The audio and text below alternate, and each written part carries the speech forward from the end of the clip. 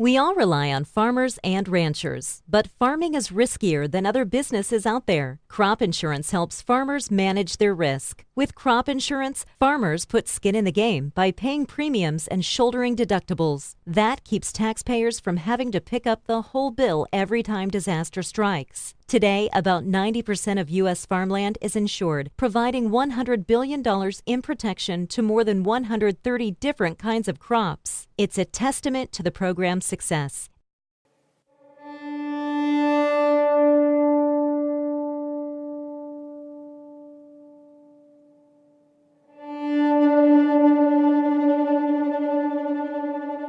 The risks are almost too many to count when it comes to producing a bountiful crop.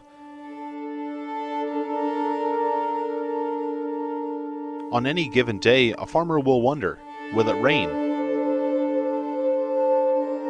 Will it rain too much? Can my crop survive this summer heat?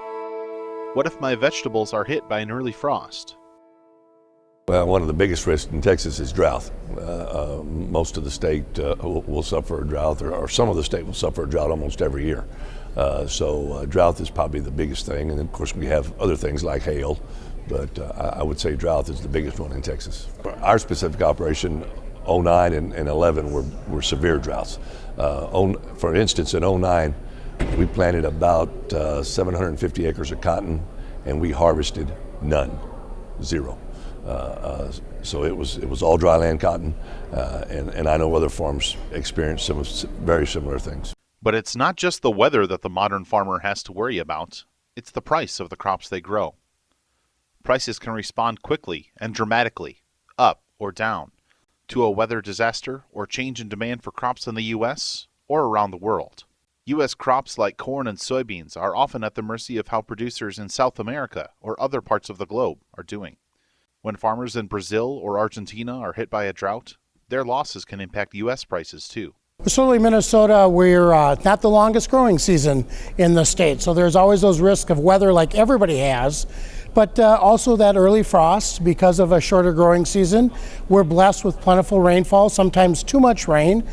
So not only is it the drought and the things that you think about typically with crop insurance as far as yield loss, but also it's the revenue side, having that ability to make sure that you can manage your risk, you can use your crop as collateral, by far is the number one thing. I mean, crop insurance is my banker's best friend. We have to negotiate with Mother Nature each and every year to grow a crop, and that risk is fairly significant for most growers, and so the crop insurance program is essential and the number one priority. You know, I think the consumer, the citizens of our country demand abundance, and that's something that we provide in agriculture, and there's an economic consequence to abundance. When there's always a reliability from a resilient agriculture and always an abundant crop and product, prices aren't always profitable. So we have not only weather risk, but price risk, a whole host of other risks with production and economic viability and sustainability of our farms. And crop insurance isn't just a tool for traditional row crops. Specialty crops rely on crop insurance. It is a vital tool that they have, especially with peach growers, any type of tree fruit growers, bushes in terms of small berries. When you put the tree or the bush in the ground, it takes it at least 3 years before you actually start to harvest a crop off of those trees. And that's because you need to allow the tree to establish its root system and begin to have the energy it needs to produce fruit. So one catastrophic, and I can say catastrophic freeze like we had in the Mid-Atlantic region last year and in the Southeast region this year, potentially could wipe an industry out. And they may get that before their trees are truly into full bearing and production levels. We desperately want to be able to feed America, we want to be able to feed the world, and we want to provide them with healthy, good for you food products. And crop insurance is one of the roles and one of the tools that they have to do that. The American farmer can't forget about political risks either. Producers have been hit time and time again by political decisions, some made close to home, and some made on the other side of the world. In 1980, President Jimmy Carter responded to the Soviet Union's invasion of Afghanistan. The result? grain prices plummeted around the world, hammering farmers through America's heartland. Almost 2 decades later, the Russian government shut off exports to the world in response to drought and wildfires at home, sending commodity prices soaring. Underlying all of these risks is a more fundamental question. What is the proper role for the federal government in managing risks on the farm? In the U.S., as well as in other countries around the world, governments have employed a wide variety of programs and tactics to address risks on the farm, including disposal of surplus crops and livestock, limits on production, payments when prices drop below certain levels, environmental and rural development payments, ad hoc disaster assistance, and crop insurance. Starting with the Great Depression in the 1930s, the federal government has often responded to disasters on the farm with attempts to better manage risk, but some of the responses have worked better than others. Sometimes, the government has even created problems by encouraging farmers to increase production, leading to grain surpluses that drove down prices. In recent years, Congress has moved to more market-oriented policies that are designed to provide a safety net when times are tough without unduly interfering in the marketplace. There's also commodity programs that provide payments when market prices or farm revenue fall below certain levels. But farmers increasingly say that the most important thing the government does to help them manage risk is to provide crop insurance. Federal subsidies help make the premiums affordable for farmers of all sizes, and the policies help protect growers against the vagaries of weather and the markets. I farm with 2 brothers and my dad, and we all approach it a little differently. I use a group crop insurance, or a kind of a county average program, and that is important to me because it doesn't take a whole lot of record keeping as I travel around with some of my other responsibilities, but it gives me that a bit of protection against a widespread crop or yield loss, which would tend to be drought, and that means I don't have as much protection against more isolated incidents like hail. But our farms are spread out across Atchison County, where we farm in northwest Missouri.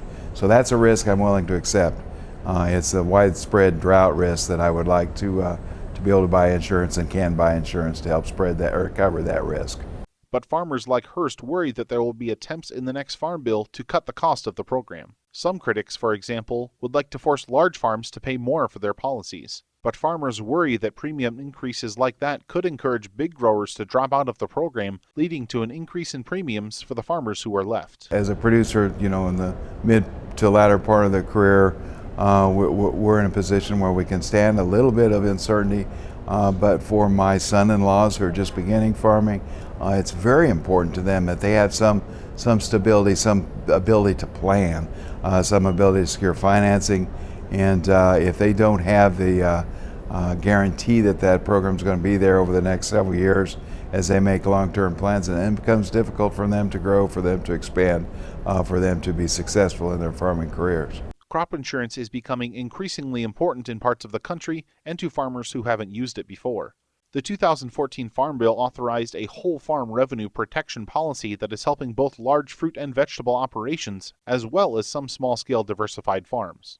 USDA is also expanding coverage for organic agriculture by increasing the number of crops farms can insure. Well, I think the Farm Bill made crop insurance in a way the anchor of the safety net.